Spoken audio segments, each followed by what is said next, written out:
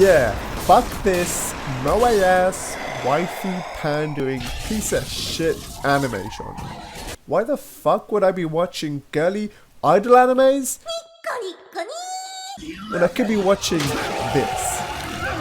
But recently I did start watching Zombieland Saga, and you know what? It ain't half bad. At first I thought this was going to be another idol anime with a zombie gimmick, perfect for the average waifu pillow owning basement dweller. But I was wrong. I was very wrong. Instead, Zombieland Saga opens up in the first few episodes and they're pretty great. They poke fun at traditional shoujo story arcs, like a girl being run down by a van, and all the other characters are undead zombies. This cynical look at the idol anime genre makes it perfect for those who don't normally watch this kind of thing. And even though this is obviously an anime about girls becoming idol stars, they really changed up the performances and completely caught you off guard. Metal music at the end of the first episode and then rap music at the end of the second, sign me the fuck up.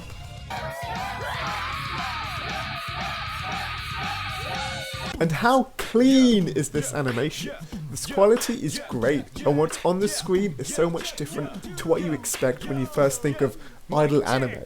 They made such a strong statement early on.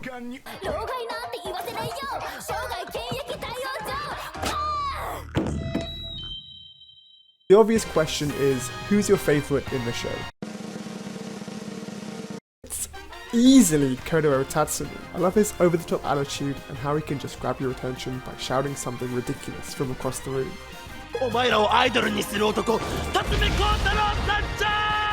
What? A man is your favourite character in an idol girl anime? He's a piece of shit. That is not okay. Oh, alright. I guess I like Psyche the most. She's definitely the most interesting and she's pretty unique in the group. Even if she is just the resident Cinder character, she is definitely the most badass.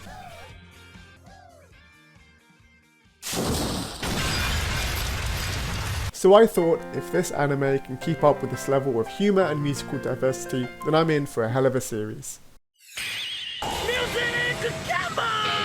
So after such a strong start, did the rest of the series succeed in fulfilling my expectations?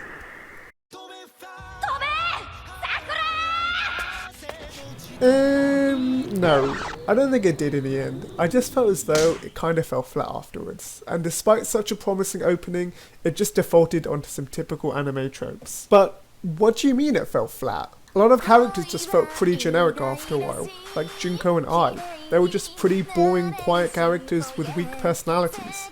Even when they had plot points that were focused on them, they were just so uninteresting.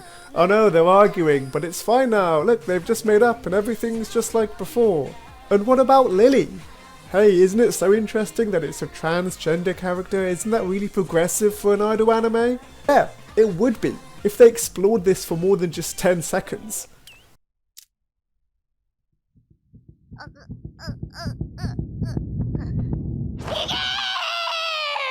And that's all we pretty much get.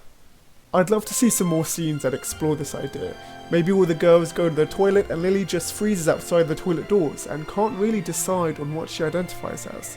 Or that Lily turns up to training just as a dude and everyone is confused for a second. We could actually get to see her as both genders. You know, like a complete, well-rounded character and not just some weeb shit for the lolly fans with some minor shock value. And how come we don't get to learn more about Yuguri? I was pretty excited to learn about an idol girl from an entirely different era. But she just sits around in the background, occasionally popping her head in the scene so you don't completely forget her. And is Tai just going to remain like this forever? I guess she is. Haha, that's so random. XD, I'm just like Tai-chan. Learning about some of the girls' deaths was pretty cool, like how Junko was shocked to death on stage and Psyche died in a street race. But even then, that felt a bit watered down, and even if they expanded on the deaths just by a bit, we could learn more about the girls and they would have come off as so much more interesting. So much of this anime could have been ramped up to 100, but instead it fluctuated from like 75 to 50. Despite the storyline and the characters feeling a bit weak, there were still some really good parts to the anime. Like I mentioned, the animation quality was great, and they really did mix up horror, comedy, music into an idol anime with some really memorable scenes. The characters are likeable and somewhat unique. It also gets an A+ on the whole wholesome rating, as the show promotes some classic themes like friendship and working hard for your goals. I can get behind that 100%. So, after this vid, would I recommend watching this anime? Yeah. But only if you have enough time. This isn't a gateway anime that will make me want to throw myself into the idol anime genre or make me want to dress up as a cute anime girl and dance around. But there were still some amazing moments, and it was still pretty fun to watch. So you should go ahead and go watch it.